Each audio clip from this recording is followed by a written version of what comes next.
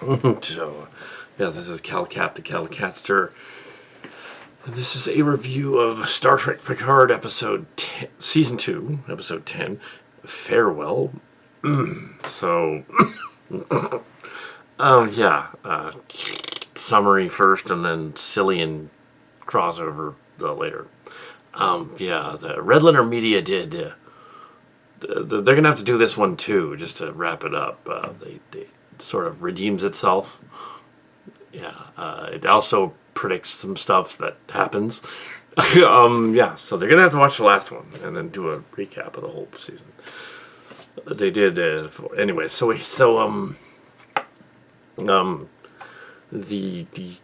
The Europa mission is 4 minutes in going, even though it lasts about 10 of the story.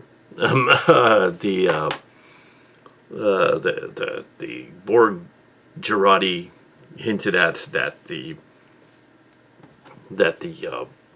one Rini has to die and the other has to live, kind of thing. So Talan pretends to be her in order to take the fall for the bad guy. The bad guy, the Soong is acting like Lore, basically, in the story, or acting like Rich Evans from the other series, or acting like the Rich Evans Lore from Sillian Space. Because they're clearly really, really aware of my stuff. Really, they've been watching it. And they haven't been just watching the stories. They've been watching my stuff. So the Rich Everson guy, Lore, who is evil and has like clone children or something. It's really bizarre and convoluted. He has drones. He's left his lab and he has drones. When the drones are going to launch, they got Raffi and Seven and Rios and them trying to figure out how to shut the drones down at his house, even though we don't know how the heck they found his house. We got transporters, even though they don't have a transporter. How'd they get there? They didn't explain that. Yes, there are some stuff there that it just couldn't do in 4 minutes. It becomes a 24 episode because you have Los Angeles and possibly how did they get from France to LA in 4 hours? How do they do that? They don't have transporters. Of course, there is Tulane, who has the that's right. She had the fog gate thing, the Gemelt type fog gate thing she used. Gemelt comes up again later on too, because they haven't just read my stuff; they've read Mike Gemelt's stuff, and they do reference that at the end of the story. Because Lower Decks has 2 Mike Gemelt characters. It has Tandy and Rutherford. The transhuman, as in half Borg human, and the Orion, plucky Orion girl, who is also named after the CalCat. I think they think that I know the guy because I've reviewed his stuff. I don't know the guy.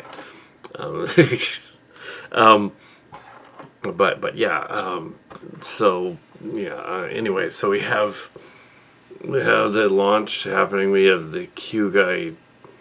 We have Q dying or something and running around. We have sort of different plots meandering going on. It's pretty clear that Rios is playing Lelantos from Starship Locations, and he's going to stay, which Lelantos did. That's right out of read the Sillian stories. It's in there. That's also on some of the others. I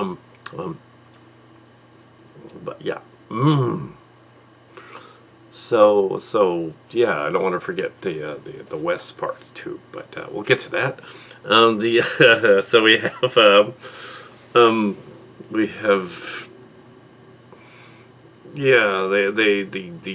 evil Soong guy is never arrested at any point, even though there's a sign up that says nobody can get beyond this point. He does, and they do a bait and switch, like a Mission Impossible bait and switch, and it turns out that he's activated the neurotoxin, but he's actually killed Talan. Talan is going to die. Data doesn't know that, or evil Lore doesn't know that. Lore goes back to his thing. He's sort of Lore, pseudo Lore. He goes back to his lab, which has been trashed, and not destroyed, but trashed. And all of his research is being deleted. And then we have, and he doesn't know that the launch happened, and Rainey is fine. And then he discovers she's fine, and all of his stuff is disappearing. And it turns out that the Soji clone, the girl one, has activated the the thing and is erasing him.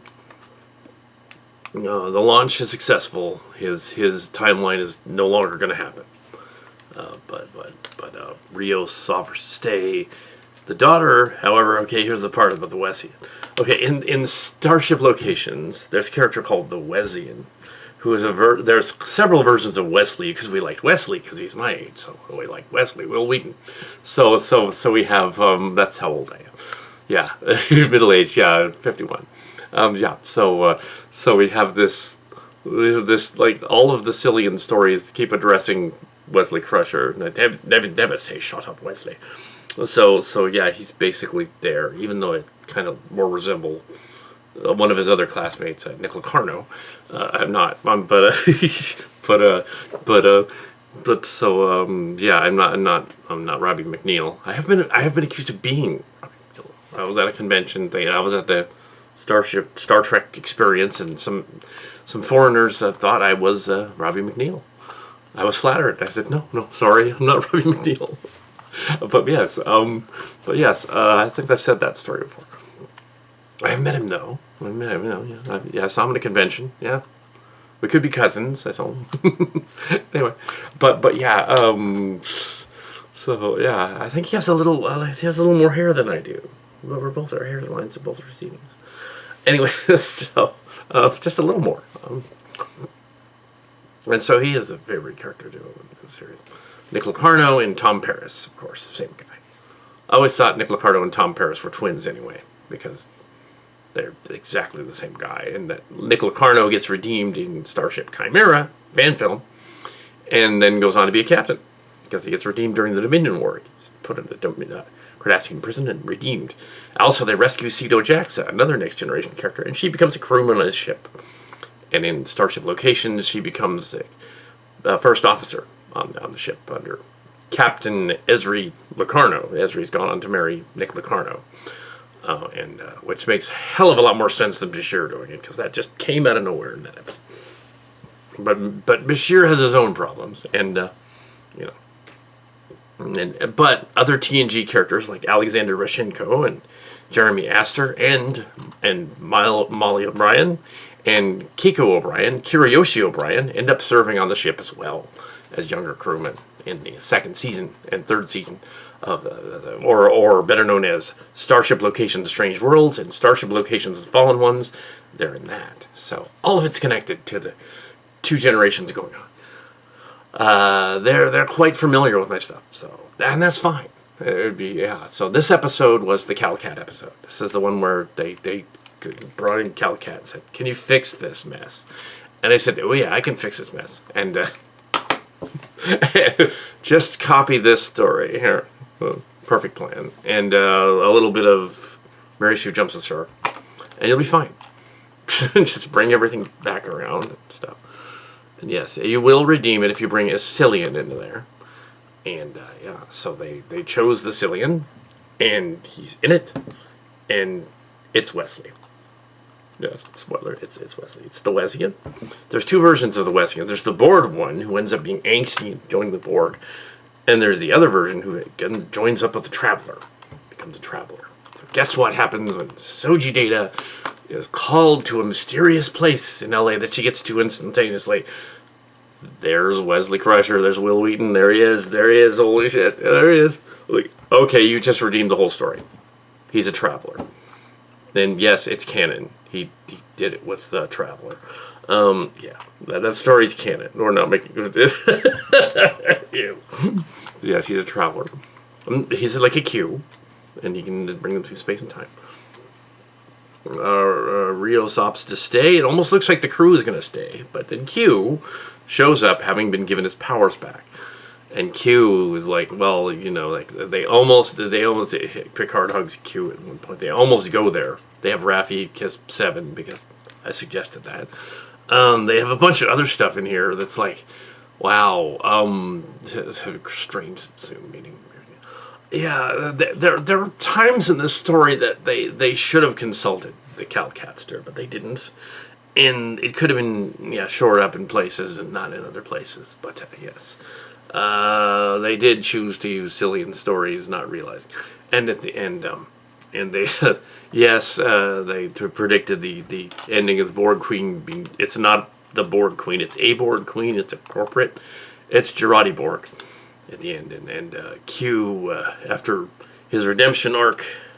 It's not about him. It's about the other timeline. The other mother may have not happened in the other timeline. His mother may have grown to old age. This is a different timeline, kind of. It's a different Sillian timeline. So Rios can exist there and live in the past if he wants to with his great-grandmother. Great-great-great-grandmother if he wants to. And become his own grandpa. So, yeah. Q whisks them back to the Stargazer. Rios and Jurati have disappeared. Jurati is now a Jurati Borg lady. It's seconds, of course, it's always seconds before the timer blows up. They always do that. Eleanor has been restored to the Stargazer because he never died in this timeline. The fleet's under a threat, not from the Borg, but from a external galactic. Of course, there's a galactic threat of some kind. There always is. It's about family. But yeah, okay. A flowing galaxy thing, cross between what happened at the end of Her Perfect Plan and what happened at the end of Mike Gamelt's Starship Beyond. So they got a Mike Gamelt reference in here, a blatant one. I'm going to guard the Stargate. Okay, I don't know the guy, but you guys are pretending I do. No, I reviewed his stuff because it was baffling because he didn't write a fan film. He wrote a script, a big, long, wonderfully bad script. And we used elements of it in Sillian space, but yes, and made fun of it. But no, I don't know the guy. He's my age. He's not a kid or anything. But yeah, we learned better about script writing after that, apparently. The people he did talk to were apparently not in the know anymore, but he talked to them, just including the channel. But I don't know him. Can't prove it. But yes, he was the Star Trek Beyond guy. He thought of a Star Trek Beyond website before Star Trek Beyond the movie was going to come out. Paramount told him, cease and desist, we want that title for the title of our movie. He took that and ran with it, went all over the internet with all his internet friends, and managed to get on several internet boards saying he's doing the next Star Trek movie or the next Star Trek series. Back in 2016. He wasn't. It was that he got a title and a name that matched. Similar thing happened with Star Trek, The Force Awakens. There was a fan film called The Force Awakens, before The Force Awakens. And Disney just took the title and said, yeah, we're going to use we're just going to use it. So, the similar thing happened there. But that person didn't get as famous as Camille did. And I was one of the first people that, there's the Hellcat, one of the Trek Core and the other sites, and said, this guy's not writing for Star Trek, you can't. I know, because I've tried. Go to the Paramount website, and there's like a thing that says the disclaimer that says no unsolicited scripts or screenplays to Paramount. And, but his story became famous. It was all over the place. 2015, 2016, 2017, that's all they talked about. Gamelt's Star Trek Beyond, which changed to Uncharted, borrowing the name from a game called Uncharted, having nothing to do with it, and that's now a movie, Uncharted, and having nothing to do with him. In which he has a transhuman, which is not a transsexual human, but a transhuman as in part human and part Borg machine, and he's basically a Borg, and an Orion girl who's disconnected from the Orion Collective too, plucky Orion girl, who those two characters became part of Star Trek's Lower Decks. He didn't write Lower Decks, but Mike McMahon, the creator, is familiar with him. So he's like, maybe he's the one he talked to. Could be one of the people he talked to. And he said, I'll put those two characters in my animated story. And then some of the angstier versions of Gwen and Tal and some of the others, not Javantal, not Idiratal, but Tal, became the elements in Star Trek Prodigy. The Star Trek Prodigy arc. So the animated stuff is basically... Gamelt's not getting any royalties for that either. Neither am I. For Wessian. Wessian shows up in this, and it's Wessian. It's Wessian. He's just there. Will Wheaton is Wesleyan, and he just walks in and he's like, oh yeah, Wesleyan. No, I've never actually met this guy at a convention. Will Wheaton didn't do any conventions. Oh, it would have been amazing. Oh, maybe he'll show up now. He's not listed in the season 3 cast, but surely if they introduced him in this, they're going to put him in season 3 somewhere as the Wesleyan. It's weird that Whoopi Goldberg does get very little to do in episode 1 and in this one. She's in this one too, explaining what Rios did after becoming a great leader, and the other one becoming a medical expert, and them doing like humanitarian stuff on the planet. They do tie it into, they tie it into recurring disease and hunger and poverty and stuff, and the Star Trek in the Star Trek universe, the hunger and disease and want were starting to be eliminated by the I'm assuming after the World War III of Star Trek that's because that happened. The eugenics wars happened at this point, and then the other one and the Bell riots, which they don't really reference, not really. In the World War III, which would have been the 2250s, the 2050s, 10 years after that is first contact with the Vulcans. So all these events don't quite fit in, but they kind of fudge that too, because they kind of say, well, they kind of fit in because it's all a different tapestry of universes. It's a multiverse. Why don't they just say that? It's a multiverse. Yeah. So some events don't mean anything, and some do. Q is explaining it. Guinan explaining it. Which is a nice way of explaining away. Well, the writers didn't know what they were doing for like 5 of these episodes, and they kind of didn't. They didn't ask the Calcatster until late in the games. But yes, you fix it. We'll try. But,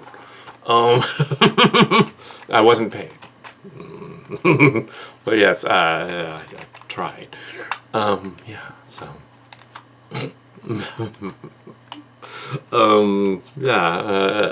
It's a satisfying ending, though. I mean, in terms of what they had to rush through and do. Having the other Soji get rescued by the Wesleyan, the Traveler Wesleyan, is right out of. They might as well just said, okay, this part is we're acknowledging that Calicat and Mark's cards under their real names, Brown and Yeager. We're acknowledging their fan films and stories, and we're having Wesley Crusher play one of their characters and having him save the girl at the end. Because we're going to totally do that. Because, and then we're going to have a Gamelt reference at the end, too. Why don't they just hire us and Gamelt? But yes, but they don't do that. As I said earlier, They don't do that. They have a Star Trek premise where they're holding onto this glide. It's dental floss. So they don't have reference to they don't do that at Paramount. Also, there's all this backstory with when they were trying to come up with Discovery and the whole new era of the Kurtzman and era of Star Trek, which started in 2017 with Discovery, and then Picard in 2019. They wanted this whole other shows and Strange New Worlds, which is I'm gonna get to in a bit. Yes, but we'll get to that. But yeah, they don't accept unsolicited scripts and screenplays at Paramount Pictures. They just don't. So Gamelt's fan script would make it okay if they edited it and made it make sense. Fan miniseries would have been fine. We did adapt some of that to Sillians. But not enough of it to be you would recognize it, but we didn't do a show out of it. It was never a show. It was never a movie. It was a script. It was a screenplay, and you put all these different actors' pictures in it.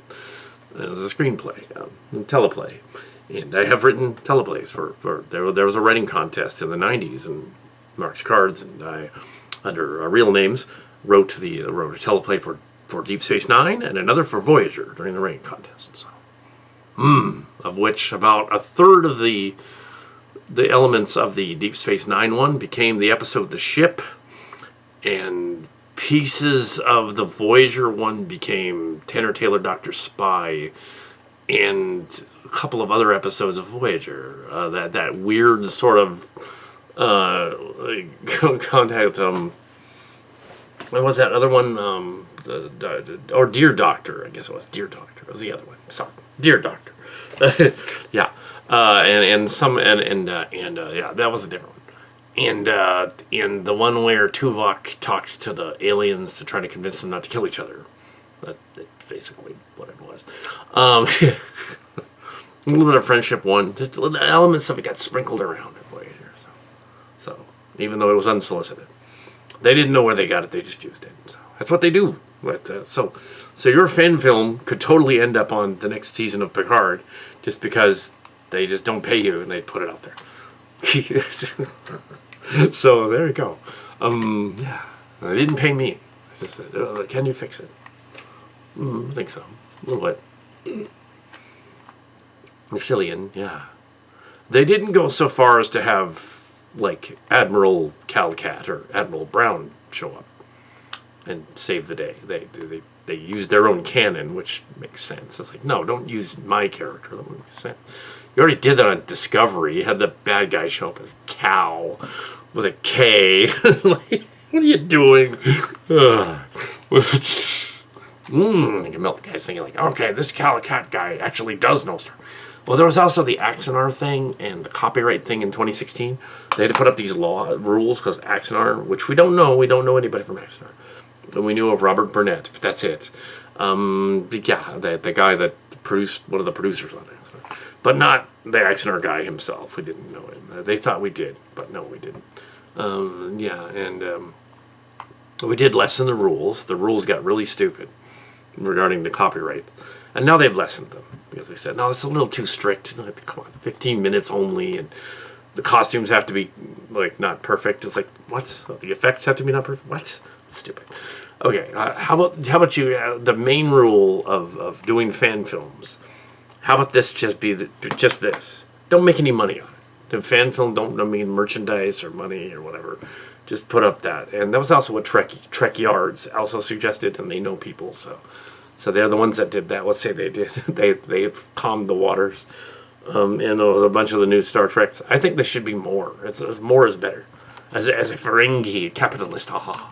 More should be better. They should have, they should have allow fan films when the fan films are actually better than, they're just jealous. They're better than them. Well, my fan films, I get away with it because mine are actually done with action figures. So the Playmates action figures. So the more Playmates action figures they make, the better it is. So if the Star Trek people want to come out with new action figures from Playmates that are the scale the old ones were, every crew, in every generation, they can make a lot of money. Just re-release them. The next generation crew, in each iteration, all 7 seasons and movies, the original crew, TOS, and then the movies, Star Trek the movie, then Star Trek The Wrath of Khan, Part 6. Then Next Generation, all seasons, all the outfits. How much money they make? Oh my goodness! All the characters, all the good guys, all the villains. They can make so much. All the ships, not just Eagle Moss, but all the ships. Do the ships again. Eagle Moss can help. And bring back the Playmates figures like they did the Ninja Turtles. And bring back third-party ones, too. Let them do it. Some of the third-party Transformers, for instance, are actually better than the ones that were released, in some cases. But yeah, I don't do any third-party Transformers. I don't make any toys. I did make some, the Carta Transformers, which have gone out there, been part of stuff. Catilla from the Pretenders, that kind of thing. And of course the the Dinobot from when they did a design contest. Some of the Dinobots in Beast Wars. There was a transmetal Dinobot thing. Yeah, that toy looks remarkably similar to the thing that I drew. Yeah, like, okay, yeah, they just used it. Skeletal Dinobot guy. Some of the newer ones are like that. This is interesting. Yeah, so... but yeah. So, yeah, Star Trek Picard. So when Red Letter Media gets to the 10th episode, hopefully they'll go, yeah, okay, some of this works. Yeah. I'm sure they'll be cynical about it and go like, oh, but they'll also say, yeah, some of it does work. Rios has banged his own great-great-great-grandmother, caused the universe to be different or something. They didn't say that in the story, but anyway, so that was my review of Picard. The rocky season here that's been on Earth and emulating two of my Silly Trek stories. Yeah, so including Mary Sue jumps this right. And the connection also is that the Girardi Borg Queen blonde lady, crazy blonde lady, Borg Queen the lady is more like Tenectus of Borg. See, they've mixed some of the characters around. They've basically Soji and Dalge from last season were basically the McClanahan twins from the location and from Silly Trek. But they made them black-haired for whatever reason. No, they should have been blonde. But then Girardi acts like one of them, one of those girls from the cast, the Klena twins. She acts like them, so she becomes the Borg and does the other thing. So she's one of them. She's Tenactus, basically, in this. She's the Tenactus of Borg, Borg Queen. And she's also Borg Queen Sneed, who was a blonde character, Borg Queen in the final story. So she's her sort of pseudo mother and her pseudo daughter and her pseudo well, not daughter but niece. Yeah, the Schneid was roughly the same age. Was like 10 years older than the girls. So she wouldn't be her mother. She'd be like an older sister, I guess. But yeah, in the story. But yeah, they mixed up all the Sillians and just put them there and said, like, no one would notice. The only person who's going to notice is the guy that wrote the Sillian saga. And yeah, I noticed. Yeah. They just mixed them up so they wouldn't be noticed. The Rios is Lelantos. He's Mako. He's, clearly Mako from Mark's cards. And the only thing that would have made it cheesier is if the Wesian was accompanied by either a Mark's cards or a Calicat, but they didn't quite go there. They actually used my first name as the evil real name as the evil Soon guy instead, which I thought was funny. Real name's Adam, so I'm Soon. Okay, I'm the evil lore in this one. All right. Okay. Brent Spiner. I have met Brent Spiner. Convention. Yep. It was a strange one. That was a convention where they had it was a small convention, and they had one convention lady, weird psychotic fan who in the audience asked for a sample of Jean-Luc's sperm, which probably gave him the idea many years later, 30 years later, you know what? As a joke, he should be an evil geneticist guy who's like using his sperm to clone himself. Yeah, because that crazy lady that mentioned that, he's actually like that crazy lady. So it's all goes together. Weird.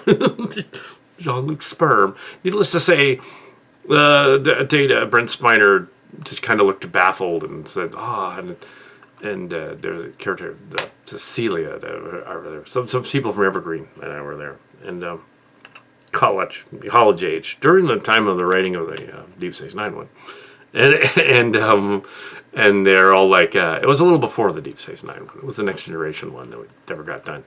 I did a TNG one too, but it became the Voyager one. It was rewritten as the Voyager one, the Arbiter. No, it was called Differences originally. Yeah.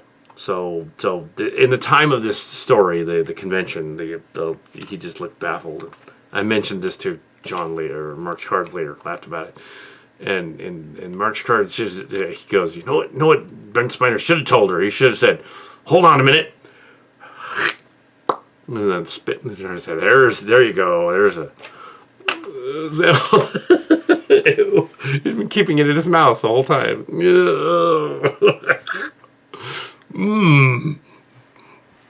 No. Okay, so yeah, Wesley Crusher. The Wessian.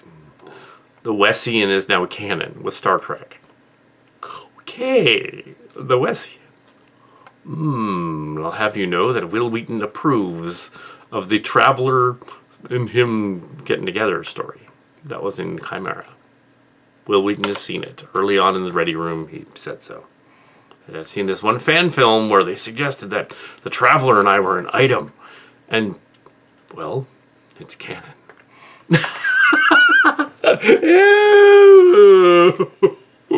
It's canon. Now it is officially canon.